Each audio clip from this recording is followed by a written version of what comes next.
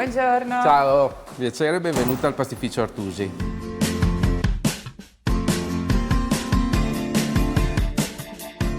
Enrico, allora un'azienda creata da te e da tuo fratello, ce la Sì. racconti e soprattutto ci racconti qual è stato il tuo errore di successo, da cui è partito tutto questo?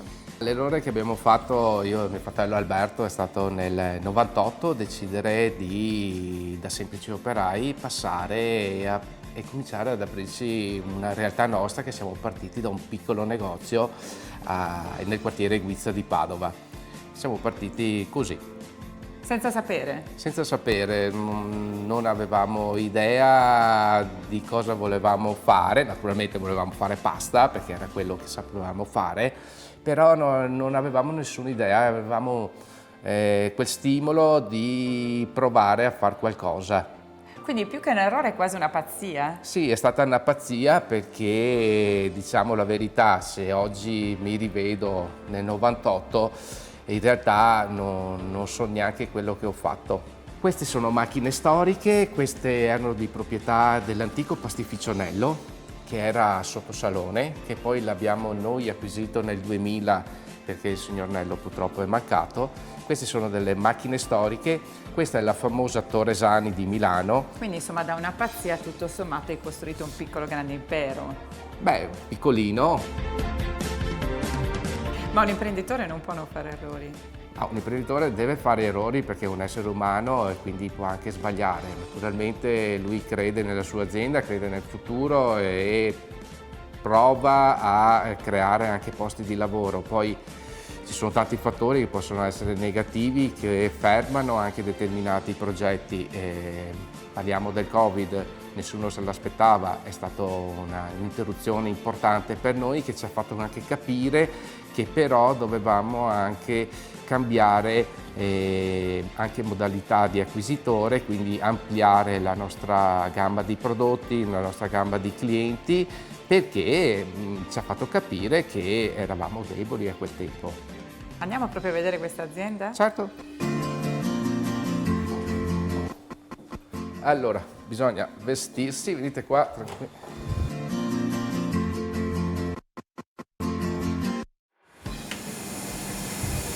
Ecco Michela, questa è la nostra produzione. Mi racconti questo prodotto di nicchia che vediamo qui? Allora Michela, questo è un prodotto fatto a mano, è un cappellaccio tipico delle zone di Ferrara, è chiuso a cappello da suora, si dice così nel mondo pastaio. Questo è un raviolo da 37-38 grammi ed è chiuso completamente a mano. Questo è il nostro prodotto di nicchia, lo esportiamo in tutti i paesi dell'Europa, compresa l'Italia. Quindi, di che numeri stiamo parlando? Allora qui stiamo parlando di 350 kg ora.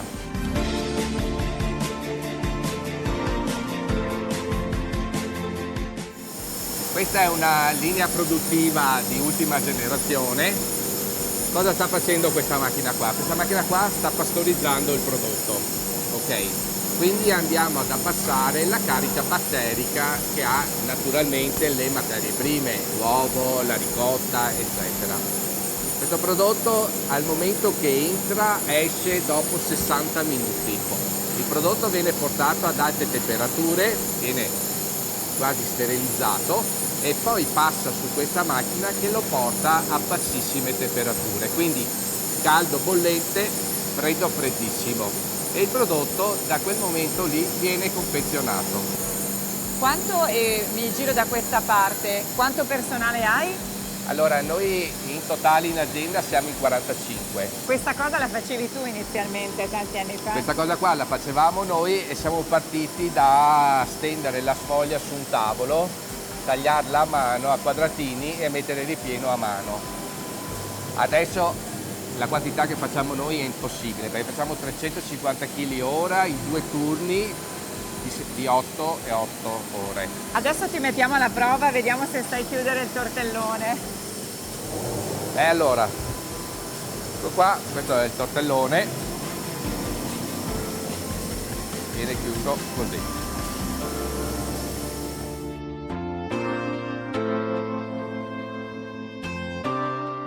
Qui siamo nel confezionamento? Sì, qui siamo sulla stanza di confezionamento, è un altro reparto che è staccato dalla parte della produzione perché qui il prodotto naturalmente deve venire confezionato e non deve essere inquinato perché è stato pastorizzato. Viene pesato tramite un sistema elettronico che garantisce al consumatore che all'interno della vaschetta ci siano veramente il peso indicato sulla vaschetta. Perché questo è fondamentale perché dobbiamo garantire al consumatore che se compra 250 grammi ci siano 250 grammi all'interno. Gli errori quotidiani ci sono sempre perché lavorando si sbaglia, è naturale. Le macchine per quanto perfette possono essere, possono anche loro avere delle problematiche. Dico sempre ai ragazzi non fidatevi delle macchine, anche le macchine possono avere delle problematiche, quindi state sempre attenti eccetera. Anche se noi abbiamo macchine di ultima tecnologia, super sicure, eccetera, eccetera, è sempre meglio non fidarsi e continuiamo sempre a fare formazione su questi temi. Sono temi importanti perché fanno qualità sul prodotto, sull'azienda e sulla vita lavorativa del personale. Al consumatore questo secondo te arriva? Allora, secondo me non arriva. Non arriva perché è difficile per un consumatore, adesso pensiamo alla nonna Maria che va a fare la spesa, no, è faticoso capire cosa succede all'interno delle aziende. È bello iniziative come le vostre che evidenziano e fanno vedere cos'è una realtà, perché tante persone non possono crederci.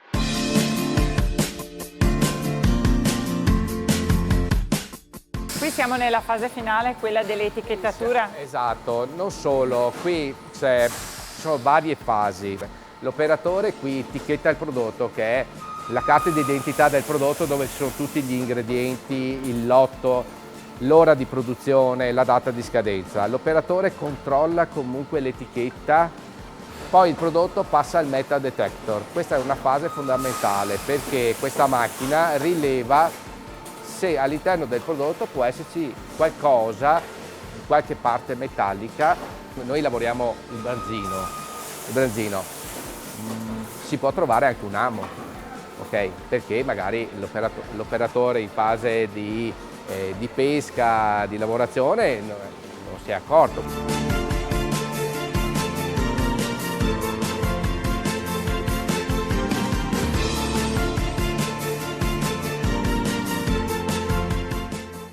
Entriamo nel cuore delle interviste, quindi io ti devo chiedere un po' quali sono gli errori e le imperfezioni che caratterizzano la vita quotidiana, ma magari che hanno caratterizzato parte di questa storia dagli anni 90 in poi. Michela, allora, quando siamo partiti io e mio fratello Alberto, diciamo che eravamo carichi di passione per la pasta. E questo ci ha portato ad aprire il primo negozio col laboratorio alla Guizza, al quartiere Guizza, e da lì che siamo partiti.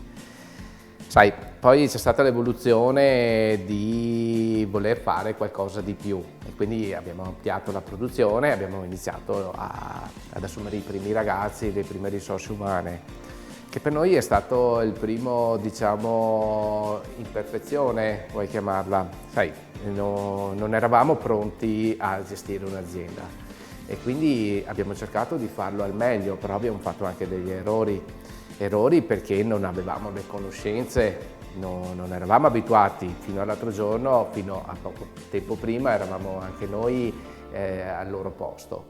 Ed è stato difficile perché non è facile formare una persona, non è facile parlarci assieme, non è facile fargli capire l'amore e la passione che hai sul prodotto e quindi diciamo che anche noi abbiamo fatto degli sbagli, ma me ne rendo conto anche perché non ero pronto ad affrontare quel nome famoso imprenditore, che neanche oggi io mi ritengo un imprenditore, mi ritengo un artigiano del gusto. Noi non abbiamo seguito un iter di studi e quindi ci siamo buttati. Gli anni 90 erano diversi di quelli di oggi. Me ne rendo conto perché anch'io sono genitore, sono completamente diverso, ti trasmettevano cos'era il sacrificio, il lavoro e la passione. Però a quegli anni là usavano una frase che secondo me era sbagliata, detta in Veneto: se non te che voglia di andare a scuola, va a lavorare.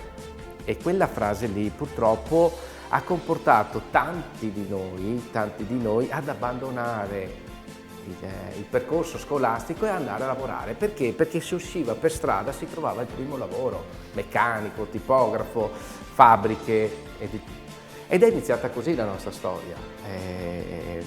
Però è anche vero che se forse insistevano un po' di più a spingerci verso il mondo scolastico, forse quegli errori che abbiamo fatto non li avremmo fatti. Ti chiedo se c'è stato mai... Forse non sarà neanche qui. E questa è una bella domanda esistenziale. Ti chiedo se c'è mai stato un errore, soprattutto nella scelta di un prodotto poi, che avete abbandonato magari. Sì, allora noi abbiamo fatto tantissimi prodotti perché diciamo che siamo tesi nella produzione, ci piace creare sempre prodotti nuovi, eccetera, eccetera. Abbiamo anche creato dei prodotti che abbiamo anticipato il mercato, ok? Esempio lampante è il primo raviolo che è nato al mondo, del raviolo al granchio blu, ok? Perché è nato il raviolo? Il raviolo è nato da una semplice storia. Io ero a Porto Levante da un amico pescatore che ha un ristorante e gli ho chiesto se mi portava a far vedere la coltivazione delle vongole, che non avevo mai visto, lo vedevo da lontano. Ha preso la barchetta e mi ha portato. A me affascina quel mondo lì perché è il nostro mondo. E questo ragazzo, che è il Rifugio Il Ghebo, si è buttato in acqua e mi ha preso questo granchio. Questo granchio che era grande, era bello, forte e aveva questa colorazione blu strana. E lui era molto preoccupato. Tornando a casa in macchina, tornando a Padova, ho pensato, ma perché non usiamo il granchio? Perché? Perché abbiamo sempre voluto fare un prodotto di pasta ripiena al granchio, perché pasta ripiena al granchio è sempre esistita in Italia, è sempre esistita in Europa, non è che sia una novità, è che si trovano dei preparati di granchio che poi quando vai a leggere gli ingredienti, l'etichetta, è meglio non mangiarlo. Okay. Quindi noi abbiamo preso questa polpa di granchio blu, l'abbiamo inserita dentro un raviolo, abbiamo messo ricotta di latte italiano, limone di Sorrento IGP, sale e pepe, quindi senza brodi di pesce, senza dadi di pesce, senza glutamato, quindi lo può mangiare anche un bambino dopo la fase di svezzamento perché è completamente naturale ed è 100% di filiera italiana. Hai risolto anche un problema in questo caso. Diciamo che abbiamo cercato di risolverlo. L'uomo è ricco invece rispetto agli errori e le imperfezioni. Che cosa mi racconti di questo uomo Enrico? Sono bello, carino e giovane, però niente, io ci metto la passione, come ti ho detto, sul prodotto. Per me è fondamentale oggi trasmettere l'Italia all'estero. E per quanto riguarda come tu vivi l'errore e l'imperfezione? Ma guarda, io sono di carattere che quando faccio un errore lo ammetto, ok? Ed è vero che oggi mi ritrovo seduto su un posto che quando devi prendere le decisioni sei da solo. E sei da solo, pensi di prendere la decisione corretta, ma poi forse hai fatto anche uno sbaglio. Oggi forse sto andando avanti un po' con l'età, sto più attento, anche perché io richiamo 45 bambini da dare da mangiare. Se sbaglio comunque l'ammetto e faccio in qualche modo di risolverlo. Allora io ho la lavagnetta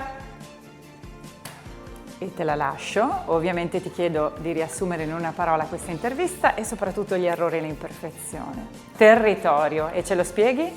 Sì, allora come ti dicevo Michela, per me è fondamentale il territorio perché è il territorio che ci dà le materie prime per creare i nostri prodotti. Ma secondo te può essere anche fonte di errori e può essere anche imperfetto il nostro territorio? Sì, è fonte di errori ed è imperfetto. Diciamo che non esistono paesi al mondo perfetti, però dobbiamo metterci in testa di collaborare per arrivare a un unico obiettivo, togliere via il problema. Quindi ci sono errori, ci sono imperfezioni, ci sono opportunità. Quindi tutto ricade sul territorio secondo me. E quindi buon lavoro. Grazie.